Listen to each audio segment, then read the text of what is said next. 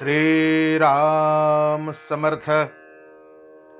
सार्थ श्री दासबोध दशक 5वा समास 9 ऐसी उपदेशांची स्थिती पुरे आता सांगो किती, ऐसे हे उपदेश असती असंख्यात.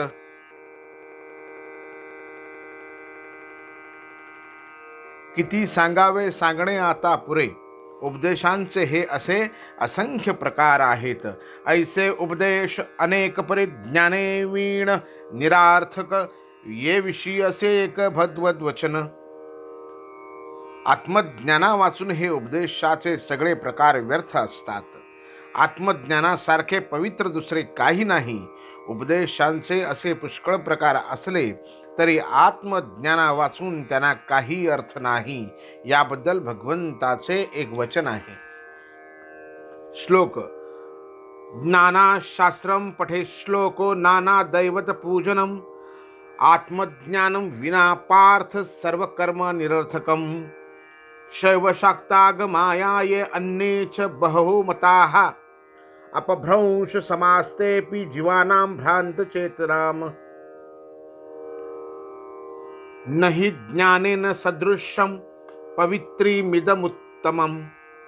श्लोकाचा अर्थ असा आहे, नाना शास्त्रांचा अभ्यास लोक करतात व नाना देवतांचे पूजन करतात, पण अर्जुना आत्मज्ञाना वाचून सगळी कर्मे वाया जातात. शैव मत, शाक्त मत, आगमशास्त्र व आणखी बरीच मते आहेत.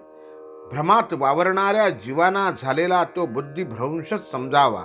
या जगात आत्मज्ञानासारखे पवित्र व उत्तम असे दुसरे काही नाही.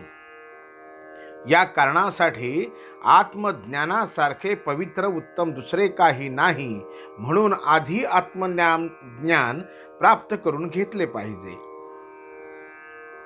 या कारणे ज्ञाना समान पवित्र उत्तम न दिसे अन्न, म्हणून आधी आत्मज्ञान साधले पाहिजे. सकळ उपदेशी विशेष आत्मज्ञानाचा उपदेश, ये विषयी जगदीश बहुता ठाई बोलिला. सर्व उपदेशांमध्ये आत्मज्ञानाचा उपदेश श्रेष्ठ आहे. याविषयी भगवंताने पुष्कळ ठिकाणी सांगून ठेवले आहे. श्लोक. यस्य कस्यच वर्णस्य ज्ञानं देहे प्रतिष्ठितं, तस्य दास्यस्य सुदासोऽहं भवे जन्मनी जन्मनीहि. माणूस कोणत्याही वर्णाचा असो, त्याच्या अंगी जर आत्मज्ञान स्थिरावले असेल तर या जगात मी जन्मोजन्मी त्याचा दास होतो. आत्मज्ञानाचा महिमा नेणे चतुर्मुख ब्रह्मा, प्राणी बापुडा जीवात्मा काय जाणे. 4 तोंडांच्या ब्रह्मदेवाला सुद्धा आत्मज्ञानाचा मोठेपणा कळत नाही, तर मग गरीब बिचाऱ्या जीवात्म्याला तो कळत नाही, यात नवल नाही. सकळ तीर्थांची संगती, स्नान दानाची फळश्रुती, त्याहुनी ज्ञानाची स्थिती विशेष कौतुकगुणे. तीर्थयात्रा, स्नान दान इत्यादी सगळ्या साधनांनी मिळवलेले पुण्य पुष्कळच असते, पण आत्मज्ञानाची पुण्याई या सर्वाहून कोटी पटीने अधिक असते. श्लोक. पृथिव्या यानी तीर्थानि स्नानदानेषु यत्फलं, तत्फलं कोटिगुणितं ब्रह्मज्ञान समोपनम. पृथ्वीवर जी तीर्थे आहेत त्यांच्या यात्रेचे फळ आणि स्नानदानाचे फळ यांची बेरीज कोटी पटीने वाढविली तर ती कदाचित ब्रह्मज्ञानाच्या बरोबरीने होईल. म्हणून जे आत्मज्ञान ते गहनाहून गहन, ऐकतयांचे लक्षण सांगितले. म्हणून गगनाहून गहन किंवा अत्यंत गुढ असे जे आत्मज्ञान, त्याचे लक्षण आता सांगतो ते श्रोत्यांनी ऐकावे. इति श्री दासबोधे गुरुशिष्य संवादे उपदेश नाम समास 4 समाप्त. दशक 5वा समास 5वा. बहुधा ज्ञान निरूपण. या विश्वामध्ये 2 घटक आढळतात, एक आत्मा व दुसरा अनात्मा. आत्मा सूक्ष्म व स्वयंप्रकाशी आहे, तर अनात्मा स्थूल व परप्रकाशी आहे. स्थूलाचे भेद दोन, एक दृश्य स्थूल व अदृश्य स्थूल. इंद्रियांना दिसणारे जग ते दृश्य स्थूल, उदाहरणार्थ पर्वत, समुद्र, वृक्ष, जनावरे, माणसे, घरे वगैरे.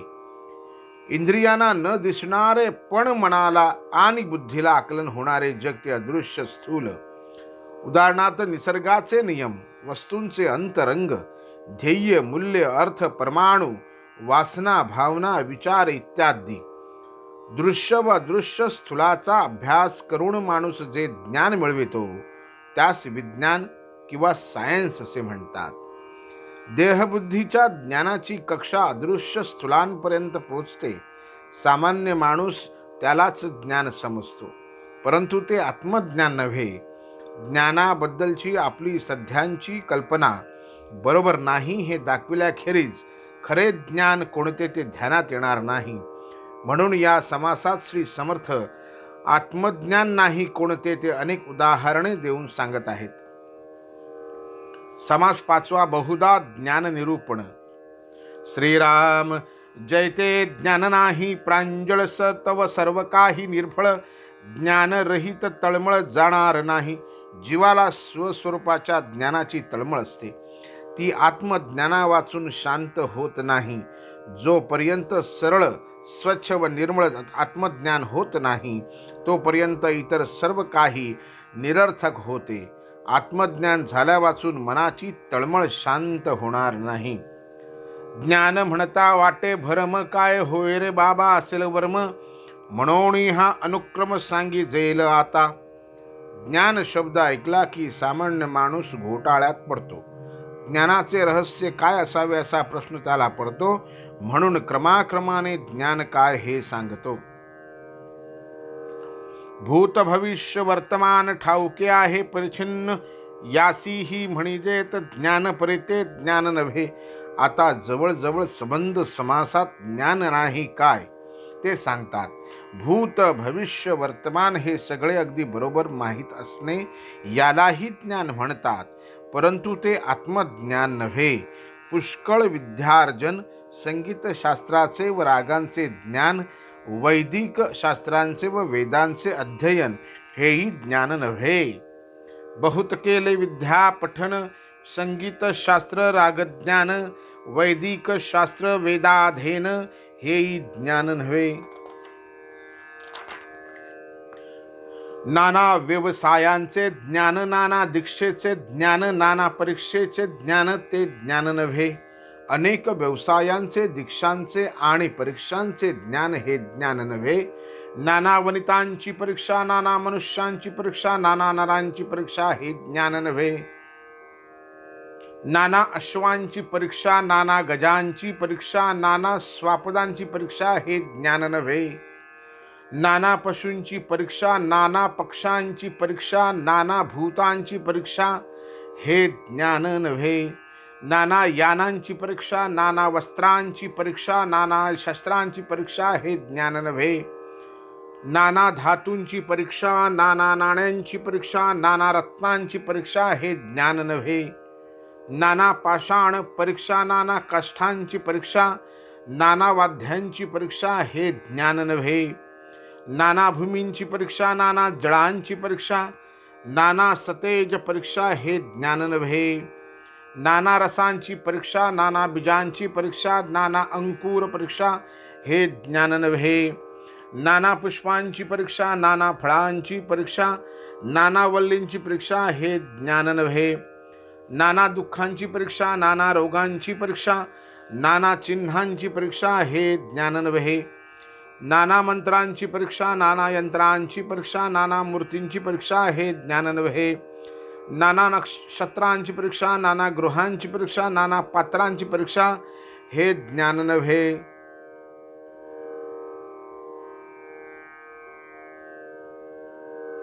नाना होणार परीक्षा, नाना समयांची परीक्षा, नाना तर्कांची परीक्षा हे ज्ञान नव्हे. नाना अनुमान परीक्षा, नाना नेमस्त परीक्षा, नाना प्रकार परीक्षा हे ज्ञान नव्हे. नाना विद्येची परीक्षा, नाना कळेची परीक्षा, नाना चातुर्य परीक्षा हे ज्ञान नव्हे.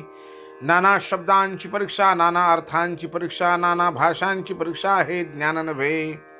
नाना स्वरांची परीक्षा, नाना वर्णांची परीक्षा, नाना लेखन परीक्षा हे ज्ञान नव्हे. नाना मतांची परीक्षा, नाना ज्ञानांची परीक्षा, नाना वृत्तींची परीक्षा हे ज्ञान नव्हे. नाना रूपांची परीक्षा, नाना रसनेची परीक्षा, नाना सुगंध परीक्षा हे ज्ञान नव्हे. नाना सृष्टींची परीक्षा, नाना विस्तार परीक्षा, नाना पदार्थ परीक्षा हे ज्ञान नव्हे. नेमकेची बोलणे, तत्काळची प्रतिवचन देणे, शीघ्रची कवित्व करणे हे ज्ञान नव्हे. नेत्रपल्लवी नादकला, करपल्लवी भेदकला, स्वरपल्लवी संकेतकला अंगी असणे हे ज्ञान नव्हे. काव्य कुशळ संगीत कळा, गीत प्रबंध नृत्य कळा, सभा चातुर्य शब्दकळा हे ज्ञान नव्हे. सुरेख काव्य असलेली संगीत कला, गीत प्रबंध नृत्य कला, सभा चातुर्य शब्दकला अंगी असणे हे ज्ञान नव्हे. वाग्विलास मोहन कळा, रम्य रसाळ गायन कळा, हास्य विनोद कामकळा हे ज्ञान नव्हे. वक्तृत्वाने मोहून टाकण्याची कला, रम्य व रसाळ गायन कला, हास्य विनोद आणि कामकला हे ज्ञान नव्हे.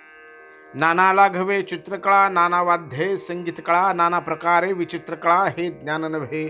नाना प्रकारचे कसब असलेली चित्रकला, नाना वाद्यांवर संगीत वाजविण्याची कला, अशा अनेक विचित्र कला हे ज्ञान नव्हे. आधी करुणी 64 कळा, याही वेगळ्या नाना कळा, 14 विद्या सिद्धी सकळा हे ज्ञान नव्हे. एकंदर 64 कला आहेत, त्याहून आणखी पुष्कळ वेगवेगळ्या कला आहेत. या सर्व कला, 14 विद्या आणि सगळ्या सिद्धी हे ज्ञान नव्हे.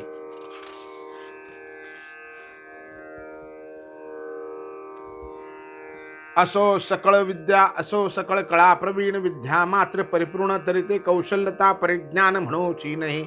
समजा एखादा माणूस सगळ्या कलांत प्रवीण आहे, तसाच तो सगळ्या विद्यांमध्ये पारंगत आहे, त्याच्या अंगी मोठी हुशारी आहे किंवा मोठे चातुर्य आहे असे म्हणावे लागेल. त्याच्या चातुर्याला ज्ञान म्हणता येणार नाही. हे ज्ञान भायसे होसे, हे ज्ञान होयसे भासे, परंतु मुख्य ज्ञान ते अनारिसे, जेथे प्रकृतीचे पिसे समूळ वाव. कलेमध्ये व विद्येमध्ये पारंगत असणे हे ज्ञान आहे असे भासते, परंतु खरे ज्ञान ते वेगळेच असते. खऱ्या ज्ञानामध्ये मायेने निर्माण केलेला भ्रम संपूर्णपणे नाहीसा होतो. जाणावे दुसऱ्याचे जीवीचे हे ज्ञान वाटे साचे, परंतु हे आत्मज्ञानाचे लक्षण नव्हे. दुसऱ्याच्या मनातील कळणे हे खरे ज्ञान आहे असे वाटते, पण हे काही आत्मज्ञानाचे लक्षण नव्हे. महानुभाव महाभाला, मानस पूजा करता चुकला, कोणी एके पाचारीला ऐसे नव्हे म्हणून.